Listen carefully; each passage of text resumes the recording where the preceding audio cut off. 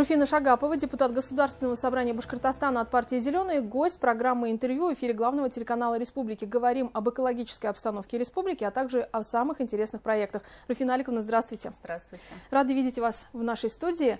Давайте начнем с одного из, я думаю, интересных проектов. Это помощь детям, которые оказались в сложной жизненной ситуации. Вы считаете, что домашний питомец может им помочь в этой ситуации? Да, Катюш, я сама обожаю этот проект, прям со слезами на глазах. Я о нем готова говорить, на самом деле, долго и упорно, но, тем не менее, пока только анонс такой, что буквально в ближайшие недели мы запускаем этот проект, а связан был он именно с нашумевшими вопросами по ответственному обращению с животными, но с подачи психологов именно с Орджоникидзевского района мы ее вот в такой формат перевели. Проект так и называется «Спасая животных, спасаем детей», а именно вот к социализации вот этих детей при помощи любви к животным, при закреплении конкретным приютовским животным. Ну и проект на самом деле очень душевный, очень добрый, и я очень надеюсь, что он, как вот проект «Зеленых», будет транслироваться уже на территории всей Российской Федерации, потому что есть уже такие успешные проекты ведь вот в зарубежных странах, когда детские дома совмещают с домами престарелых и с приютами для животных, когда вот обделенные любовью и как бы вниманием престарелые люди, дети, которые лишили своих родителей, и собаки, и кошки, у которых нет хозяев, они обретают вот все, что им необходимо в одном месте. И здесь тоже получается как бы вот приют, а вот дети, которым как раз вот чего-то вот для счастья, возможно, не хватает, может быть, как раз той самой ответственности, которая у нас, к сожалению, даже на федеральном уровне в законе пока на сегодняшний день не закреплена, эта ответственность. Какие еще проекты сейчас находятся в работе?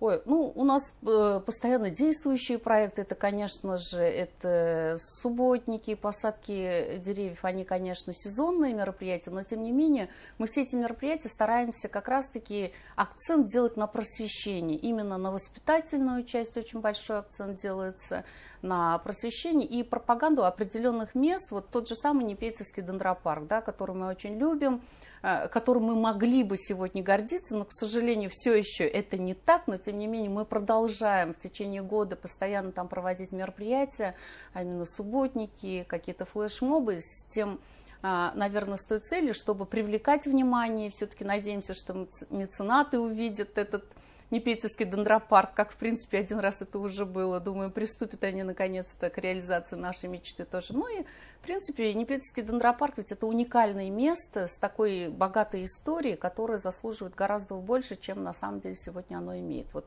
Поэтому таких проектов у нас очень много, и они, ну и, конечно же, в целом, вот эта вот тенденция именно к зеленой тематике, не просто, чтобы там почистить, да, где грязно, а к тому, чтобы вообще люди просто и в мыслях своих были экологичные, и требования у людей повышались все-таки и к состоянию воздуха, и к состоянию воды, и к состоянию продуктов, а с этими требованиями и к отношению вот даже к самому себе повышались требования и к законодателю, и к государству, который, в свою очередь, уже постепенно так ужесточает требования к промышленности. Мы ведь всегда говорим, что, вот как зеленые, я даже это подчеркиваю, что промышленность, она должна быть. Экономика ни в коем случае не должна страдать, но об экологии мы должны думать здесь и сейчас, чтобы не было поздно завтра. Вот все эти проекты наши, они направлены, чтобы вот эта вся концепция работала в полной мере, масштабно. Руфина Аликовна, вы долгие годы привлекали внимание к проблеме Уфахимпрома. Это территория, которая пострадала в 90-х годах еще. Сейчас с федерального уровня также на эту проблему обращают внимание. Вот какую картину видите вы? И не так давно вы выезжали на место с журналистами. Да, вот, к сожалению, химпром тоже такая точка, больная точка, особенно для города Уфы. Это очень серьезная больная точка, экологическая такая катастрофа, которую мы пережили там более 30 лет назад. Она до сих пор остается такой кровоточащей раной, и очень отрадно, мы долго об этом говорим, многие года, да, отрадно то, что сейчас федеральный взор обращен на этот объект. Ведь я еще раз хочу подчеркнуть, что химпром на сегодняшний день это беда наша, города Уфы, да, жители города Уфы. Постоянно является для нас угрозой, потому что вы знаете эту историю печальную, когда именно фенол попал с химпрома на Уфа-водозабор, и оттуда уже пошли все вот эти отравления массовые. И вообще вся эта катастрофа началась тогда. И сейчас эта угроза постоянно остается. Просто город как барьер держит там оборону во время паводков, особенно весенних вот этих вот, там очень усложняется ситуация. Поэтому, конечно же, на сегодняшний день рекультивация, санация вот этой территории, она крайне необходима. Но беда сегодня наша, но проблема-то, она была, как бы вообще эта проблема должна была решаться всегда на федеральном уровне. Потому что Химпром был не просто даже федерального масштаба заводом, а международного масштаба заводом был. Конечно же, вот это неправильно, что 30 с лишним лет мы с этой бедой одни остались. Поэтому сейчас федеральный взор обращен, и мы очень надеемся, что по их обещаниям этим летом лабораторные исследования пройдут, а дальше уже к практическим действиям перейдут. Но самое главное, есть уже движение. Да, есть движение, есть уже определена даже цифры, какие нужны суммы денег, там речь идет о десятках миллиардов рублей, но федеральный бюджет готов это уже выделять, я так понимаю, если это озвучивается. Самое главное, конечный результат, который нас всех волнует и интересует, это наше здоровье в первую очередь. Руфина Аликовна, в Башкортостане создана межведомственная комиссия по вопросам деятельности недропользователей и противодействия нарушений в этой сфере.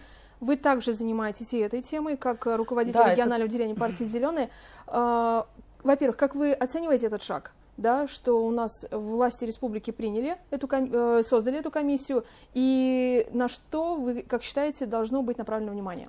Вы знаете, вот в этой сфере тоже, так же, как и во всех экологических проблематиках, столько коллизионных моментов, столько проблем, которые, видимо, уже накопились. Но даже в той области, где законы есть, они, к сожалению, сегодня во многих частях не работают. Ведь эти комиссии и во многих вещах, наверное, и в том числе вот по этому вопросу нужна, самое главное, политическая воля. Вот на мой взгляд. Потому что, несмотря на то, что многие лицензии выдаются на федеральном уровне, да, Роснедрами, ведь страдают, опять-таки, экология наша, страдает здоровье местных жителей.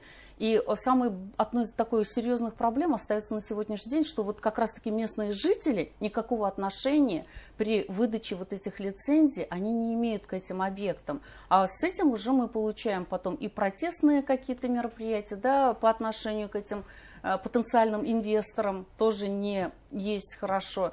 А с другой стороны, если это действительно может навредить экологии и здоровью местных жителей, почему они тоже молча на это должны смотреть? Поэтому вот эти моменты, они должны быть, конечно же, отрегулированы.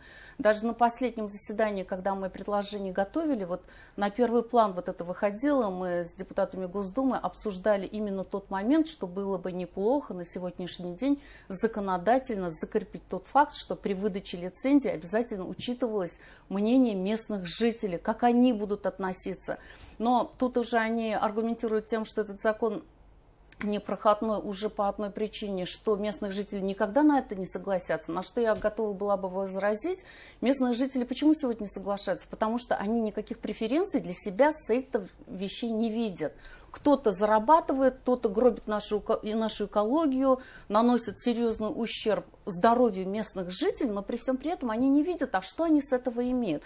Если бы вот это кардинально удалось изменить, что изначально местные жители понимали бы, что это будут дороги, что это будут сады там детские, да, что это школы и так далее, и при экологическом, разумеется, подходе к этим разработкам, возможно, вот это мы могли бы провести и в правовую плоскость вот эти вопросы, и главное, ушли бы от тех непонятных черных схем, что там на самом деле происходит. Ведь декларируют, часто очень бывает, что столько-то берут из матушки земли, да, а на самом деле налогов платится совсем чуть-чуть. То есть вот такие вещи именно, не скажу уж криминального характера, хотя можно, наверное, в этом вопросе использовать даже эту терминологию, но где-то, наверное, все-таки лукавство имеет место быть. И при прозрачности всех этих схем, при добыче вот этих недров, там неважно, каких именно видов это, к каким видам относятся, мне кажется, местные жители вполне могли бы нормально и согласие давать. А самое главное, ведь и плюсы, и рабочие места, и экономика, оно никогда на задний план не должно уходить. Вот такой баланс экономики и экологии, он должен был бы создаваться как раз-таки вот при совместном решении таких вопросов. Сегодня мы этого не имеем. Это один всего лишь из вопросов, а их там очень много. Поэтому, конечно, эта комиссия очень нужна. Вот при правительстве, и самое главное, наличие политической воли уже означает, что, возможно, мы уже в ближайшее время найдем какие-то выходы из этой ситуации. Руфина Аликовна, еще одна тема, которую хотелось бы затронуть, чипирование животных. У вас в семье и домашний питомец тоже прошел эту процедуру. Как он себя чувствует, во-первых, и как вы видите в масштабах региона, и как идет процесс? Ну, процесс, к сожалению, идет не очень активно, потому что это же не обязательная процедура чипирования, это все-таки наши флешмобы, это наше вот личное пожелание. Кстати, мой кот прекрасно себя чувствует, он капризничал, конечно, но это в силу своего характера только, а физически, как нас уверяют ветеринары, никаких болей это им не причиняет. Но ведь это как раз-таки речь идет о том самом федеральном законе об ответственном обращении с животными, где как раз-таки нету на сегодняшний день ответственности, закрепленной за каждым из гражданина, который является владельцем домашних вот питомцев. Да? Ведь чипирование что дает? Во-первых, если я потеряю своего кота, его могут поймать, отсканировать и сказать: ага, это мой кот, адрес там записан, паспорт имеется, можно вернуть этого кота. Да? А самое главное, для чего это нужно? Второй момент. Если кто-то все-таки недобросовестно потом будет выкидывать своих домашних животных на улицу, их можно будет за это привлечь к ответственности, либо к административной, либо к уголовной. А я на это очень надеюсь, потому что сегодня наши улицы заполнены армией прям безнадзорных животных, их там сотнями тысяч. Ну, страшные цифры нам называют, да, и учитывая, как они размножаются, представляете, что там происходит, ведь они там страдают, а виноваты в этом во всем мы, люди. И виновато законодательство, конечно же, которое не закрепляет этой ответственности. Вот Курултай, кстати, 2 раза инициировал как раз-таки вот эту обязательную идентификацию. Вторая наша инициатива была услышана на самом верху, и Владимир Владимирович Путин дал поручение правительству, в числе и наша инициатива тоже затронута. То есть речь идет о том, что в ближайшее время правительство Российской Федерации разработает порядок учета домашних животных, а это будет говорить о том, что они будут учтены, идентифицированы, и виновные понесут заслуженное наказание. Ну и даже до того, как выйдет этот документ, думаю, многие телезрители прислушиваются. Да, конечно, это же наши, если уж, я вот так понимаю, Катюша, вот у вас есть домашние животные, у меня есть домашние животные, если мы их заводим, мы же с любовью к ним относимся, ну почему мы должны, уже те домашние животные, которые живут у людей, это же члены семьи практически, и как можно их просто так взять и выбрасывать на улицу, обрекая их на голод, на холод, с какими мыслями потом, с какой совестью эти люди просто спят. А это же наша ответственность. А многие просто боятся их потерять. Чипирование ведь и для этого организовано изначально, чтобы люди просто не теряли своих питомцев, не теряли своих членов семьи. Поэтому, конечно, призываем чипировать. Спасибо большое, Руфина Аликовна. Сегодня гостем программы «Интервью» в эфире главного телеканала Республики была Руфина Шагапова, депутат Государственного собрания от партии «Зеленые». Не переключайтесь, оставайтесь вместе с нами.